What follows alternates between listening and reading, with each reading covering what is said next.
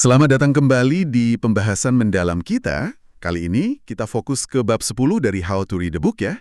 Ini langkah yang lumayan krusial nih setelah kita paham isi buku. Jadi gimana caranya mengkritik buku secara adil? Bener kan ya? Ini bukan soal suka nggak suka doang, tapi lebih kayak dialog intelektual gitu antara kita sama si penulis. Betul, betul. Seringkali kita lupa kalau baca buku apalagi yang isinya pengetahuan ya, itu kayak ngobrol aja. Penulis kan coba yakinin kita soal sesuatu. Nah, tugas kita sebagai pembaca ya kasih tanggapan yang bijaksana gitu. Bisa setuju, bisa nggak setuju, atau mungkin kita tahan dulu penilaiannya. Itu semua bentuk tanggapan yang berutang kita ke penulis. Oke, nah fondasi dari percakapan kritis ini apa nih? Tadi ada istilahnya ya. Iya, ada yang namanya teachability. Ini bukan sekedar mau belajar yang pasif ya, tapi lebih ke gimana ya? Kerendahan hati intelektual gitu. Kemauan tulus buat benar-benar pahami sudut pandang penulisnya dulu, pahami sepenuhnya sebelum kita mulai menilai atau mungkin membantah. Kayak kata Francis Bacon itu, kita baca buat menimbang dan mempertimbangkan. Nah, sikap ini nih dasar dari etiket intelektual. Oke, teachability. Jadi rendah hati dulu ya. Sip. Mari kita bedah lagi nih. Bab 10 ini kan ngasih semacam aturan main ya buat berdebat sama buku. Aturan pertama, yang kalau di bukunya itu aturan ke-9 buat membaca analitis, ini katanya fundamental banget. Iya, fundamental banget. Intinya gini, Anda itu harus bisa bilang saya paham dan punya alasan kuat kenapa paham. Sebelum Anda berhak bilang, oke, saya setuju, atau saya nggak setuju, atau kayaknya saya belum bisa nilai sekarang. 3 respons ini udah mencakup semua kemungkinan kritis kan? Dan menariknya, kritik itu nggak cuma berarti nggak setuju loh. Oh ya, Iya, bilang setuju pun itu bentuk penilaian kritis. Dan itu butuh pemahaman yang sama dalamnya. Jadi, aturan ini intinya mencegah kita mengkritik kebingungan kita sendiri, bukannya argumen penulisnya. oh oke.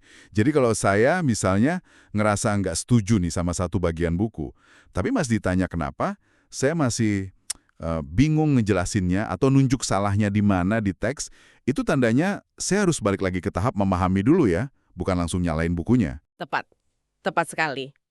Bilang saya nggak paham itu bisa jadi kritik yang valid. Tapi ya itu tadi, syaratnya Anda udah usaha keras buat paham dan bisa nunjukin, nah di bagian ini nih yang menurut saya kok aneh atau nggak jelas. Kalau belum sampai situ, ya kemungkinan besar masalahnya masih di pemahaman kita sendiri, bukan di bukunya. Kalau udah yakin paham, baru deh kita bisa melangkah ke respons kritisnya. Oke, nah ini nyambung nih. Setelah kita ngerasa udah paham, terus gimana cara kita merespons? Terutama kalau kita nggak setuju. Ada etiketnya juga kan pasti? Ada banget. Disinilah aturan ke-10 main perannya. Intinya, jangan berdebat atau berselisih cuma karena, ego atau pengen menang aja. Kalaupun nggak setuju, ya sampaikan secara rasional. Kita harus bisa misahin antara substansi argumennya sama emosi pribadi kita. Ini bagian yang agak tricky ya kadang. Iya, bukan berarti retorika atau cara penyampaian itu nggak penting ya. Memahami gimana argumen disampaikan itu juga krusial. Tapi tujuannya bukan buat menang debat kusir. Tujuannya itu cari kebenaran. Ingat aja kutipan dari Plato sama Aristoteles itu. Kebenaran harusnya lebih kita hormati daripada teman atau bahkan diri sendiri. Jadi fokus ke argumennya, bukan adu gengsi. Wah, dalam nih. Menantang banget buat dipraktikkan sehari-hari ya. Kadang ego kita gampang banget kesenggol kalau nggak setuju. Oke, ini bawa kita ke aturan ke-11 nih, yang juga menarik. Anggap ketidaksepakatan itu masalah yang bisa dipecahin, bukan sekedar bentrokan opini pribadi. Betul. Jadi anggap aja ketidaksepakatan itu bukan jalan buntu, tapi justru awal dari potensi belajar bareng. Sering banget kan akar masalahnya itu cuma salah paham istilah, atau mungkin kurang informasi latar belakang aja. Oh iya, benar juga. Lanjut. Jadi daripada kita langsung pasang kuda-kuda defensif, lihat aja perbedaan pendapat itu sebagai kesempatan buat ngajar dan diajar. Harapannya ya bisa mencapai kesepakatan yang didasari nalar dan fakta. Sikap kayak gini penting banget buat ngindarin mentalitas, yaudahlah tiap orang bebas beropini, yang malah nutup pintu dialog. Kita harus tetap berharap bisa nemu titik temu atau paling nggak kejelasan.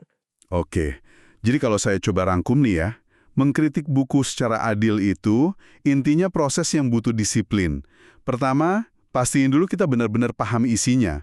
Bongkar strukturnya, kenali istilah kuncinya, tangkep proposisi utamanya, ikuti alur logikanya. Tahap interpretasi ini nggak boleh di-skip. Betul. Baru setelah itu, tahap kedua, sampaikan penilaian kritis kita. Mau itu setuju, nggak setuju, atau mungkin nunda penilaian dulu. Tapi, yang penting selalu sertai dengan alasan yang jernih dan logis. Lakukan ini dengan rendah hati, ya, teachability tadi, terbuka buat terus belajar, dan fokusnya itu cari pemahaman bareng, bukan sekedar menang debat. Ujung-ujungnya kan tujuannya buat pertumbuhan intelektual kita sendiri lewat interaksi sama pemikiran penulis. Sip. Nah, sebagai penutup nih, mungkin ada satu hal yang bisa kita renungkan bareng ya. Seberapa sering sih kita menerapkan etiket intelektual kayak gini di luar baca buku? Misalnya dalam diskusi online, pas rapat kerja, atau bahkan ngobrol biasa sama keluarga atau teman? Gimana ya jadinya kalau kita dekati setiap perbedaan pendapat itu dengan niat tulus buat memahami dulu sebelum menghakimi? Terus kita juga coba tahan diri dari perdebatan kusir dan benar-benar niat cari titik temu atau kejelasan bareng.